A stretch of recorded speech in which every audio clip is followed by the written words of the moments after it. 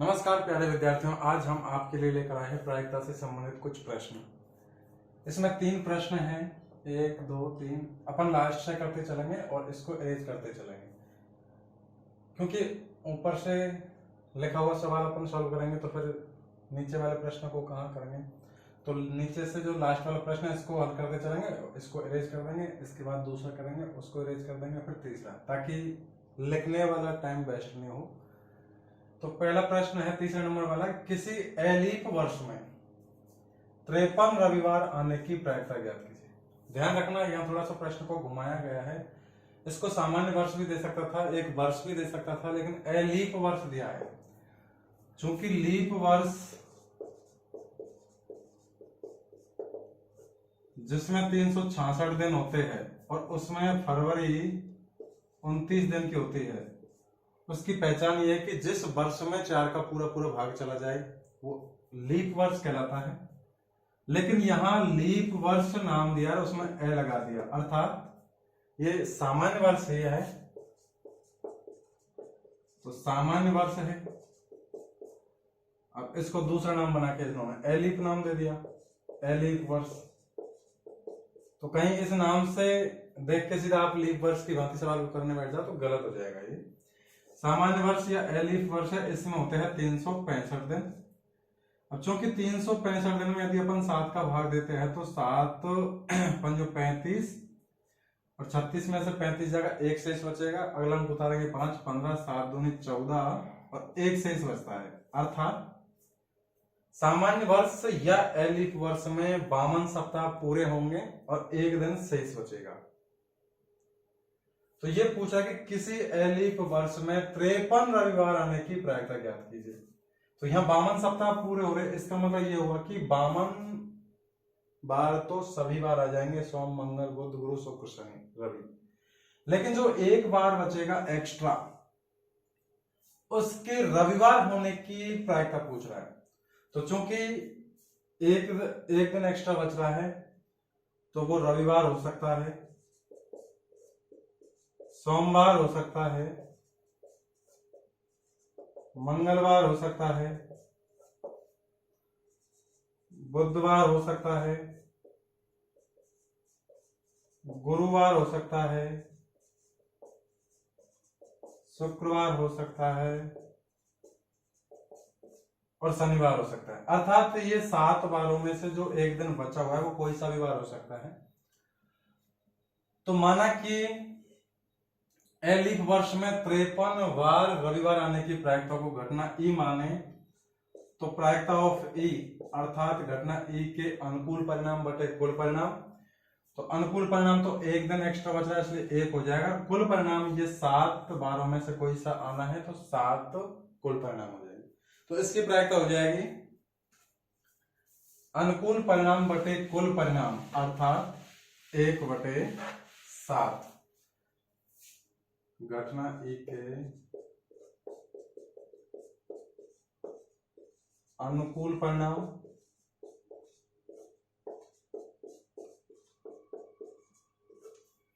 बटे कुल परिणाम। और चूंकि 52 सप्ताह के बाद एक दिन एक्स्ट्रा बचता है इसलिए अनुकूल परिणाम तो 1 हो जाएगा। टोटल सप्ताह में 7 दिन होते हैं इसलिए कुल परिणाम 7 हो जाएंगे। तो इसकी प्रायिकता हो जाएगी किसी एलीफ वर्ष में 53 रविवार आने की प्रायिकता 1/7। नेक्स्ट प्रश्न है कि 144 बाल पेन है। 144 बाल पेनों के एक समूह 20 बाल पेन खराब है, अर्थात कुल बॉल पेन वो है 144। इनमें से 20 बॉल पेन खराब है, तो खराब पेन वो है 20। अब चूंकि कुल 144 है, खराब उनमें 20 है, इसलिए सही पेन कितने बचेंगे फिर? तो सही पेनों की संख्या आ जाएगी टोटल 144 माइनस उनमें से खराब पेन घटा देंगे 20, तो 20 शेष कर देंगे इसमें से, तो ये हो जाएंगे 124। अब क्या पूछा सवाल, 144 बॉल पेनों के समूह 20 बॉल पेन खराब है और शेष अच्छे हैं, आप वही पेन खरीदना चाहेंगे जो अच्छा पेन हो। ये स्वाभाविक है कि कोई भी कस्टमर दुकान से जाएगा जानबूझ के गलत पेन तो नहीं लेके आएगा, खराब पेन तो। और इसमें दे भी रखा है कि आप वही पेन खरीदेंगे जो सही है, परंतु खराब पेन आप खरीदना नहीं चाहेंगे। भाई सही पेन है उसी को आप खरीदना चाहेंगे, सही को आप कोई भी नहीं खरीदना चाहोगे जानबूझ के। अभी पता नहीं हो गलती से जब वो एक अलग बात है। दुकानदार इन पेनों में से यादृच्छा एक पेन निकालकर, यादृच्छा का मतलब वही होता है रैंडमली अर्थात बिना देखे निकालकर एक पेन आपको देता है, इसकी क्या प्रायिकता है कि आप वह पेन खरीदेंगे। तो माना कि वह पेन खरीदेंगे, खरीदने का मतलब है कि वह पेन सही हो, अर्थात निकाला गया पेन सही होगा तो ही अपन खरीदेंगे। तो यदि निकाला गया पेन सही हो उसको अपन घटना ई माने, तो घटना ई के अनुकूल परिणाम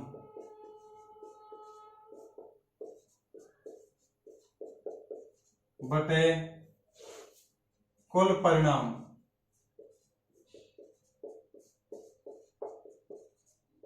तो चूंकि सही पेन है 124 और टोटल पेन है 144, इनको काट लेंगे,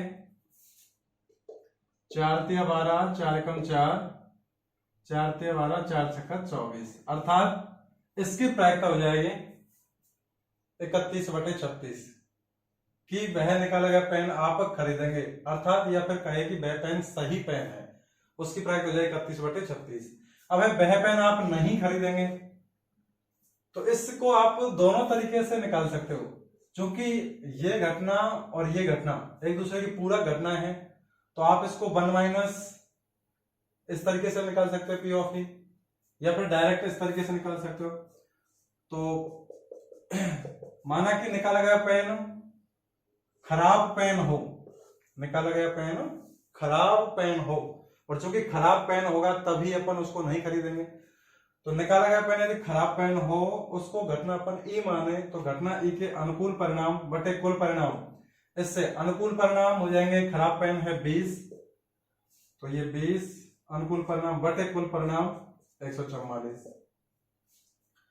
ये कट जाएगा, 4 पंजो 20 और 36 गुणा 4 करेंगे तो 144, अर्थात इसकी प्रायिकता हो जाएगी 5/36 के जो निकाला गया पेन है उसको आपको नहीं खरीदोगे या नहीं खरीदेंगे, क्योंकि ये पेन खराब है और खराब पेन को कोई भी खरीदना नहीं चाहेंगे। एक तरीका तो ये है कि डायरेक्ट अनुकूल परिणाम बटे कुल परिणाम से कर सकते हैं अपन, और दूसरा तरीका ये है कि मान लीजिए वो पेन सही होने की प्रायिकता भी निकली थी अपनी 31/36, तो सही होने की प्रायिकता या खरीदने की प्रायिकता और नहीं खरीदने की प्रायिकता या पेन के खराब होने की प्रायिकता दोनों के ऊपर 1 होता है,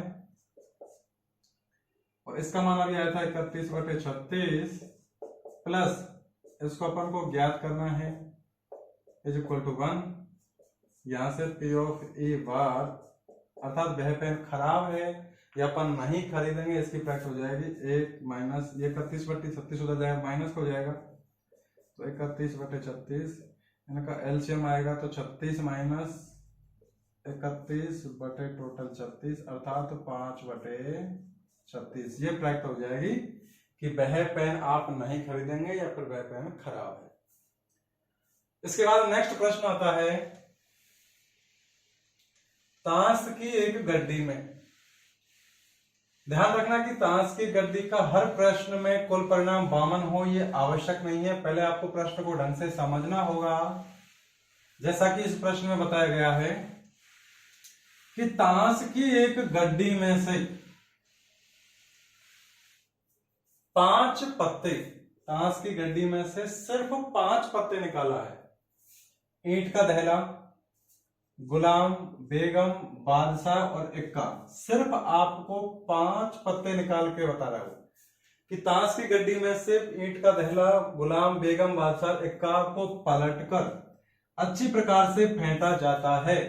फिर इनमें से यादृच्छिक एक पत्ता निकाला जाता है, तो इसकी क्या प्रायिकता होगी कि यह पत्ता एक बेगम हो। अर्थात यहाँ पे ताश की गड्डी का प्रश्न बना रखा है, लेकिन उसमें से सिर्फ सेलेक्टेड पत्ते निकाले हैं 5। वो पत्ते हैं ईंट का, बेला, गुलाम, बेगम, बादशाह और इक्का। इन 5 पत्तों को ही वो मिला रहा है, उन्हीं को अच्छी तरीके से फेंट रहा है।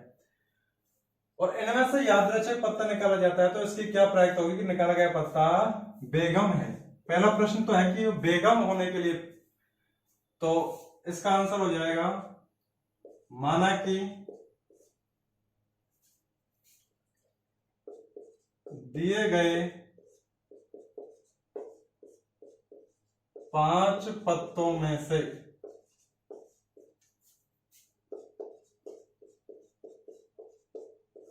निकाला गया पत्ता ईंट की बेगम हो, ईंट की बेगम हो को घटना ई कहे या घटना ई माने, घटना अर्थात इवेंट माने, तो इसकी प्रायिकता हो जाएगी P of E is equal to, क्योंकि सिर्फ एक ही ईंट की बेगम है 5 पत्तों में, तो घटना ई के अनुकूल परिणाम या घटना इवेंट के अनुकूल परिणाम बटे कुल परिणाम,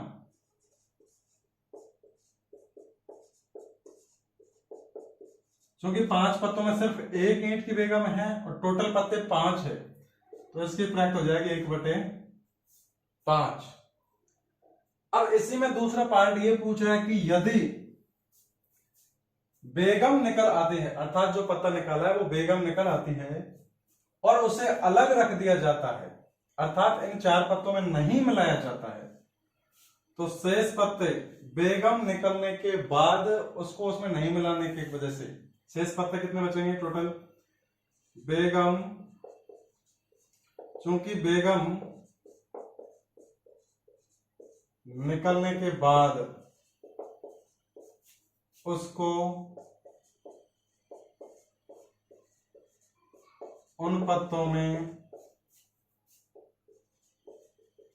नहीं मिलाने के कारण, नहीं मिलाने के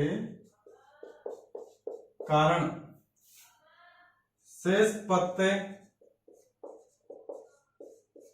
वो हो जाएंगे, 5 पत्ते पूरे थे टोटल, उनमें से एक बेगम निकाली तो शेष पत्ते हो जाएंगे 4, जिनमें बेगम नहीं होगी, क्योंकि बेगम तो होगी नहीं, 5 पत्ते थे उनमें बेगम थी और बेगम पर ने निकाल दी, उसको अलग रख दिया, तो बेगम नहीं होगी।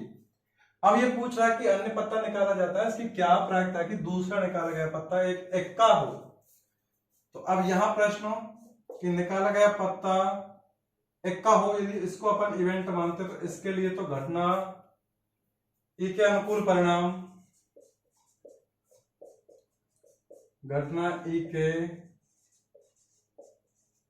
अनुकूल परिणाम बटे कुल परिणाम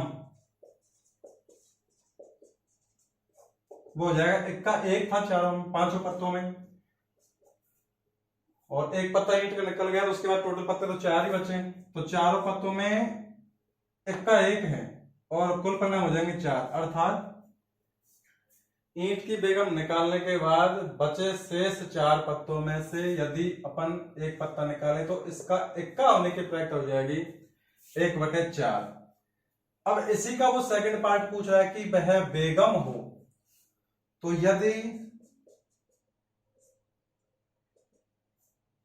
बेगम, जो कि 4 पत्ते हैं उनमें तो बेगम है ही नहीं शेष वाले पत्तों में, तो इसकी प्रायिकता हो जाएगी घटना ई के अनुकूल परिणाम बटे कुल परिणाम, और चूंकि अनुकूल परिणाम बेगम के लिए, बेगम बची नहीं उसमें, तो अनुकूल परिणाम 0 बटे कुल परिणाम 4 इज इक्वल टू 0। चूंकि किसी भी संख्या का 0 में भाग देने पर, किसी भी नॉन जीरो संख्या का, अर्थात 0 में किसी भी नॉन जीरो संख्या का भाग देने पर आंसर 0 आता है, तो इसकी प्रायिकता हो जाएगी 0। इस प्रकार और भी बेसिक जानकारी प्राप्त करने के लिए हमारे चैनल से जुड़े रहिए। फिर मिलते हैं नेक्स्ट वीडियो में, तब तक के लिए धन्यवाद।